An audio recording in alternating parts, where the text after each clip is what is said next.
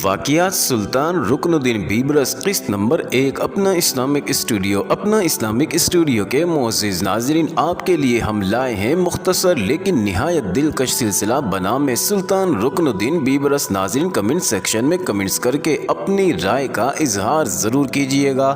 ناظرین، وہ عالم اسلام کا ایک نایاب اور نامور سلطان تھا۔ وہ انگنت زبانوں پر عبور رکھتا تھا، عربوں سے عربی میں، منگولوں اور تاتاریوں سے تاتاری زبان میں، ناظرین یونانیوں سے یونانی میں، حبشیوں سے ان کی زبان میں، اسی طرح دوسری اقوام سے ان کی زبان میں گفتگو بڑی روانی سے کرنے کا ماہر تھا۔ ناظرین، سلطان بننے سے پہلے وہ جگہ جگہ ایک غلام کی حیثیت سے دھکے کھاتا پھرتا تھا، لہٰذا اس نے اس دوران میں مختلف زبانوں میں عبور حاصل کر لیا تھا۔ وقت کی آنکھ نے کبھی اسے ایک گڈریے کی صورت میں دشت قبچاک میں بھیڑ بکریاں چراتے ہوئے دیکھا، آسمان نے کبھی اسے دمشق شہر میں بردہ فروشوں کی منڈی میں ایک غلام کی حیثیت سے بکتے دیکھا، کبھی اس نے دمشق اور مصر کے امراء کی نوکری اور چاکری کرتے ہوئے وقت گزارا، اور کبھی رزم گاہ میں ایک صف شکن لشکری کے سنگ میں بھی دیکھا گیا، اور کبھی وقت کی تیز آنکھ نے اسے اسلامی لشکر کے سالار اعلیٰ کی حیثیت سے بھی دیکھا۔ ناظرین، مشہور امریکی مورخ اس کے متعلق لکھتا ہے، اسے اپنے سوا کسی پر اعتبار نہ تھا، اس لیے وہ بھیس بدل کر خود گشت لگاتا اور اپنے لیے دشمنوں کی خود ہی مخبری کرتا تھا۔ وہ اپنے ہم پیالہ ہم نوالا ساتھیوں کو چھوڑ کر تنہا نکل جاتا، کبھی اسے مصر میں دیکھا جاتا اور کبھی وہ دوسرے دن فلسطین میں نمودار ہوتا۔ ناظرین، 4 دن بعد لوگ اسے عرب کے ریگزاروں میں دیکھتے اور اس کے چند دن بعد وہ خانہ بدوشوں کی سی تیز رفتاری سے کسی دوسری جگہ لوگوں کو دکھائی دیتا۔ ناظرین، جن دنوں وہ عالم اسلام کا سلطان بنا، ان دنوں منگولوں نے مسلمانوں پر حملہ آور ہو کر ان کے بیشتر علاقوں کو تباہ و برباد کر دیا تھا، اور ہلاکو خان مسلمانوں کے علاقوں میں دندناتا پھرتا تھا۔ ایک بار سلطان ایک منگول مغنی یعنی گانے والے کے بھیس میں وہ اکیلا اور تنہا ہلاکو خان کی سلطنت میں داخل ہوا۔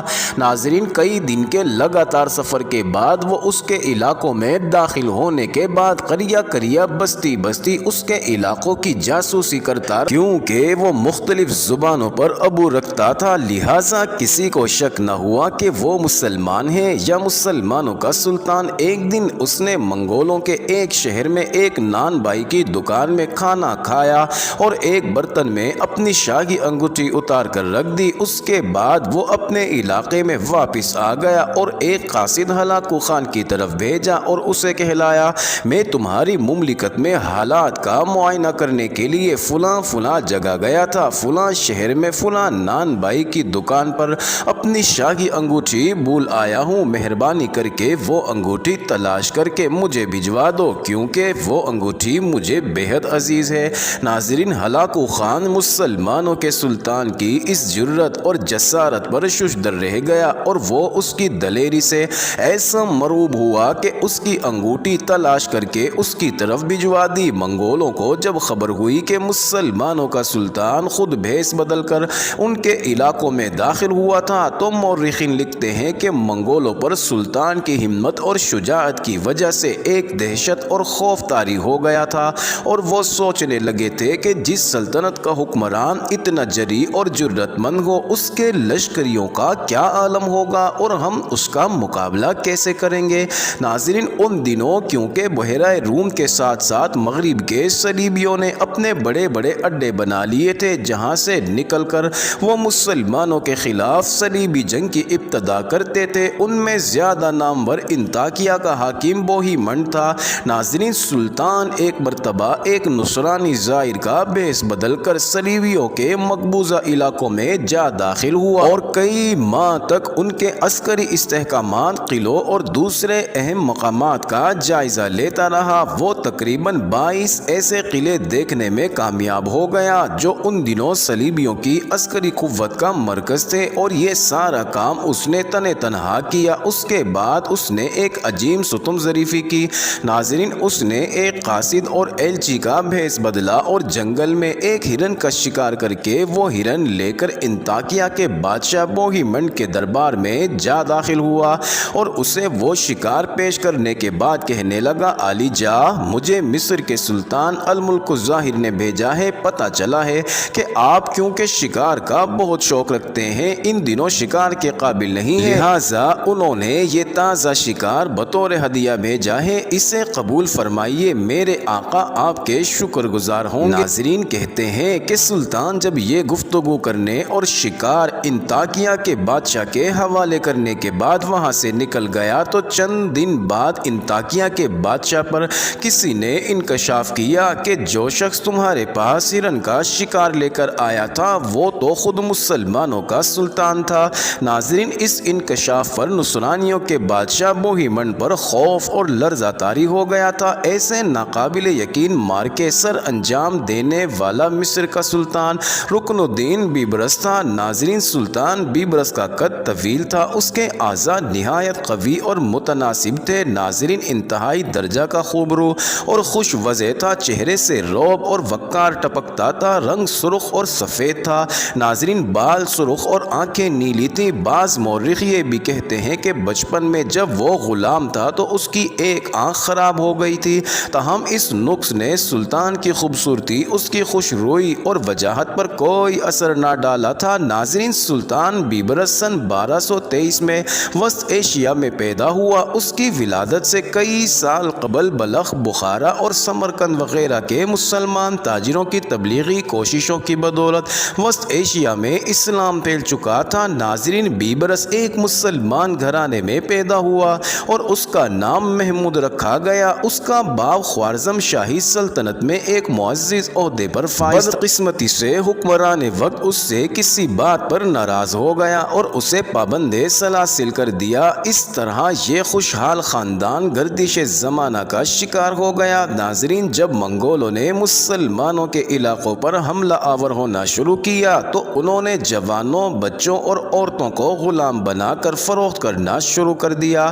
ناظرین غلامی کے لیے پکڑے جانے والے ان بچوں میں سلطان بیبرس بھی شامل تھا۔ سلطان کو بھی دمشق کی بردہ فروشوں کی منڈی میں لایا گیا۔ پہلی بار جس شخص نے اس کا سودا لگایا اس کے لیے اس نے 100 درہم پیش کیے، لیکن جب اس نے دیکھا کہ بچے کی نیلی آنکھوں میں سقم ہے تب اس نے وہ سودا منسوخ کر دیا اور سلطان کو خریدنے سے انکار کر دیا۔ ناظرین سلطان کا نام بچپن میں محمود تھا، آخر جگہ جگہ دھکے کھاتا پھرا، یہاں تک کہ ایک مصری امیر نے اسے خرید لیا۔ خریدنے والے امیر کا نام علی ابن ورفا تھا۔ یہ علی ابن ورفا ایک دوسرے مصری امیر کا مقروض تھا۔ اس نے اس قرض کے عوض محمود کو اپنے قرض خواہ کے حوالے کر دیا۔ ناظرین دوسرا امیر جس نے محمود کو خریدا تھا اس کی بیوی نے اپنے چھوٹے بچے کی دیکھ بھال محمود کے سپرد کر دی۔ بدقسمتی سے ایک دن محمود سے کوئی لغزش ہو گئی، اس پر اس کی مالکہ نے اسے مار مار کر ادموا کر دیا اور بری طرح اسے پیٹا۔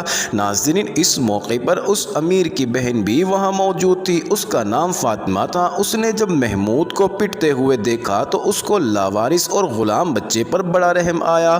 اس نے انتہائی سختی سے اپنی بھاوج کو کہا، اگر تم اس غلام کے کام سے خوش نہیں ہو تو اس کو میرے سپرد کر دو۔ ناظرین وہ عورت رضامند ہو گئی اور فاطمہ محمود کو اپنے ساتھ دمشق لے گئی جہاں اس کا اپنا گھر تھا۔ ناظرین فاطمہ کا ایک بڑا بیٹا تھا جو فوت ہو گیا اور حسن اتفاق سے اس مرنے والے کی شکل محمود سے ملتی جلتی تھی، اس بنا پر فاطمہ نے اسے اپنے بیٹے کی حیثیت سے اپنے پاس رکھ لیا اور وہ محمود کی بجائے اسے بیبرس کہہ کر پکارنے لگی۔ ناظرین یہ فاطمہ بیبرس کے ساتھ مادرانہ شفقت کے ساتھ پیش آتی، اس کا بڑا خیال رکھتی، جس طرح اپنے بیٹے کی خدمت کیا کرتی تھی اسی طرح اس کی بھی خوب خدمت کی۔ ناظرین فاطمہ نام کی اس عورت کا ایک بھائی تھا جو مصر کے سلطان الملک الصالح نجم الدین ایوب کے دربار میں ایک معزز عہدے پر فائز تھا۔ ایک بار وہ اپنی بہن سے ملنے کے لیے دمشق آیا تو وہاں اس نے بیبرس کو دیکھا، اس کے حالات سنے، لڑکے کے اطوار، اس کی عادات اسے اس قدر پسند آئی کہ اس نے گزارش کرنے کے انداز میں فاطمہ سے بیبرس کو مانگ لیا۔ ناظرین فاطمہ نے بیبرس کو اپنے بھائی کے حوالے کر دیا اور اس کا بھائی بیبرس کو دمشق سے قاہرہ لے گیا اور وہاں اس نے بیبرس کو مصر کے سلطان الملک الملک الصالح کی نظر کر دی۔ ناظرین، سلطان الملک الصالح نے بیبرس کے علاوہ اور بہت سے بلکہ بے شمار لاوارث بچوں کو خرید رکھا تھا اور ان کی تعلیم اور تربیت کے لیے اس نے خاص انتظامات کیے ہوئے تھے۔ بیبرس نے بھی الملک الصالح کی سرپرستی میں کتابی علوم اور حربی فنون میں اعلیٰ درجے کی مہارت حاصل کی۔ اس کے بعد وہ حسب دستور مصری لشکر میں بھرتی ہو گیا تھا۔ اپنی غیر معمولی جسمانی قوت، ذہانت اور وجاہت کی بدولت لشکر کے ایک دستے کا سالار مقرر کر دیا گیا، تاہم اس وقت تک اس نے کوئی خاص شہرت حاصل نہ کی تھی۔ ناظرین، اتفاق سے اسی زمانے میں 7ویں صلیبی جنگ کی ابتدا ہو گئی۔ 7ویں صلیبی جنگ کی ابتدا فرانس کے بادشاہ لوئی نہم نے کی تھی۔ اس نے اپنے کام کی ابتدا اس طرح کی کہ مصر پر حملہ آور ہوا اور وہ چاہتا تھا کہ پہلے مصر پر حملہ آور ہو اور آگے بڑھ کر پورے فلسطین پر قابض ہو جائے۔ ناظرین، جن دنوں فرانس کا بادشاہ مصر پر حملہ آور ہوا ان دنوں مصر کا حکمران الملک الصالح تھا۔ اسے حالات کی ستم ظریفی کہیے کہ جس وقت فرانس کا بادشاہ مصر پر حملہ آور ہوا اس وقت مصر کا سلطان الملک الصالح بری طرح بخار میں مبتلا تھا۔ ناظرین، بیمار تھا، حرکت نہیں کر سکتا تھا، تاہم اس حالت میں بھی وہ منصورہ کے میدانوں میں فرانسیسیوں کے سامنے آیا۔ اس کی ملکہ شجرۃ الدر اس موقع پر اس کے ساتھ تھی کیونکہ سلطان بیمار تھا۔ ناظرین، شجرۃ الدر ایک نہایت زیرک، بلند حوصلہ اور بڑی شجاع خاتون۔ ناظرین، جن دنوں لوئی نہم مصر کی سرزمینوں میں داخل ہوا، بدقسمتی سے مصر کا سلطان الملک الصالح فوت ہو گیا۔ کیونکہ فرانسیسی حملہ آور ہو چکے تھے، لہٰذا شجرۃ الدر نے سلطان کی موت کو مخفی رکھا، کسی پر ظاہر نہیں کیا اور اس کے بیٹے توران شاہ کو، جو اس وقت حسن طیفہ کے مقام پر قیام پذیر تھا، منصورہ کے میدان میں بلا لیا۔ یہ شجرۃ الدر کی بڑی فراخ دلی تھی۔ ناظرین، توران شاہ گو سلطان کا بیٹا تھا لیکن اس کی دوسری بیوی سے تھا۔ شجرۃ الدر کا ستیلا بیٹا تھا۔ اپنی ستیلی ماں کے طلب کرنے پر توران شاہ منصورہ پہنچ گیا۔ منصورہ میں فرانسیسیوں کے ساتھ گھمسان کا رن پڑا۔ ناظرین، جس وقت فرانسیسی اور مصری لشکر ایک دوسرے سے ٹکرا رہے تھے اس وقت لوگوں نے دیکھا ایک انتہا درجے کا جفاکش اور دراز قد نوجوان ایک گھوڑے پر سوار ہو کر برق کے کوندوں کی صورت اپنا نیزہ ہلاتا ہوا صلیبیوں پر حملہ آور ہوتا تھا اور اپنے پیچھے دشمن کی لاشوں کے انبار لگاتا چلا جاتا تھا۔ فرانسیسی جب اس کو حملہ آور ہوتے دیکھتے تو خوف کے مارے پیچھے ہٹ جاتے تھے۔ اس طرح اس نے اپنے کئی حملوں کی وجہ سے فرانسیسیوں کی ان گن صفوں کو درہم برہم کر کے رکھ دیا تھا۔ اس نوجوان نے اپنے جان بازانہ حملوں سے فرانسیسی لشکر کے اندر ایک تہلکہ برپا کر کے رکھ دیا تھا۔ ناظرین، یہ انقلاب برپا کرنے والا شاہ سوار سلطان الملک الصالح کا غلام بیبرس ہی تھا۔ منصورہ کے میدانوں میں لڑی جانے والی اس جنگ میں اس نے اپنی عسکری صلاحیتوں اور جرأت و شجاعت کا ایسا بھرپور مظاہرہ کیا کہ وہ سب مسلمانوں کی نگاہوں کا مرکز بن گیا۔ ناظرین، منصورہ میں لڑی جانے والی جنگ میں مصریوں کے ہاتھوں فرانسیسیوں کو بدترین شکست ہوئی اور فرانس کا بادشاہ لوئی نہم بھی گرفتار کر لیا گیا۔ ناظرین، انہی جنگوں کے دوران نیا بادشاہ توران شاہ بھی ہلاک ہو گیا۔ اس کے بعد کثرت رائے سے لشکر کے سالاروں نے ملکہ شجرۃ الدر کو الملکۃ المسلمین کے نام سے مصر کی حکمران بنا لیا۔ ناظرین، فرانس کی جنگ کے دوران پکڑے جانے والے بادشاہ لوئی نہم سے مسلمانوں نے بڑی فراخ دلی کا سلوک کیا۔ اگر مسلمان چاہتے تو قیدی کی حیثیت سے اسے قتل بھی کر سکتے تھے لیکن ایسا نہیں کیا گیا۔ ناظرین، پہلے فرانس کے بادشاہ کو مصر میں نظر بند کر دیا گیا، اس کے بعد مسلمانوں نے مزید فراخ دلی کا مظاہرہ کرتے ہوئے فرانس کے بادشاہ اور اس کے ساتھ قید ہونے والے فرانسیسیوں کو رہا کر دیا۔